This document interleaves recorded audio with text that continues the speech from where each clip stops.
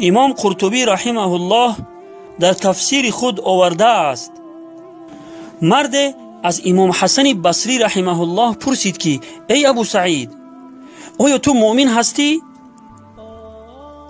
شما به صبر و حلم و اخلاق این بزرگوار بنگرید که در پاسخ چی می‌فرماید.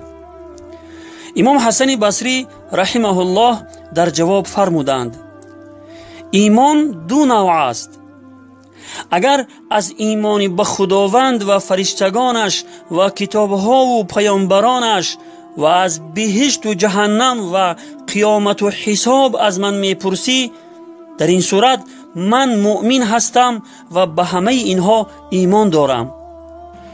اما اگر در مورد این کلام خداوند متعال از من میپرسی که میفرماید استعیذ بالله انما المؤمنون الذين اذا ذكر الله وجلت قلوبهم واذا تليت عليهم آياته زادتهم ایمانا وعلى ربهم يتوكلون، یعنی مؤمنان تنها کسانی هستند که هرگاه نام خدا برده شود دلهایشان هراسان می گردد و هنگامی که آیات او بر آنان خوانده می شود بر ایمانشان می افزاید و بر پروردگار خود توکل می کنند.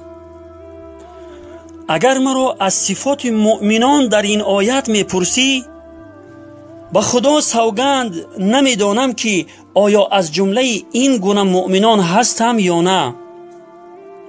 سبحان الله، اگر امام حسن بصری چنین میگوید پس ما چی بگوییم؟ ای وای بر ما که دعوای مسلمانی میکنیم ولی هیچ یکی از گفتار و کردار ما با گفتار و کردار یک فرد مسلمان واقعی مانندی ندارد.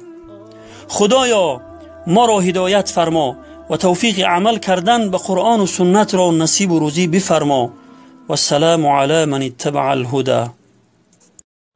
دشمنان ما همیشه در رصدگاه و کمین تا که بستانند از ما سنت و قرآن و دین. ره رو به راه محمد باش و اصحاب کرام، باد بر آنها دروده بی عدد هر صبح و شام. ره رو به راه هدایت، راه بوبکر و عمر، راه عثمان و علی و راه نجات از سقر. ره رو به راه زیایی، شیر مرد راه دین، اسوه اخلاص و همت، اسوه علم و یقین.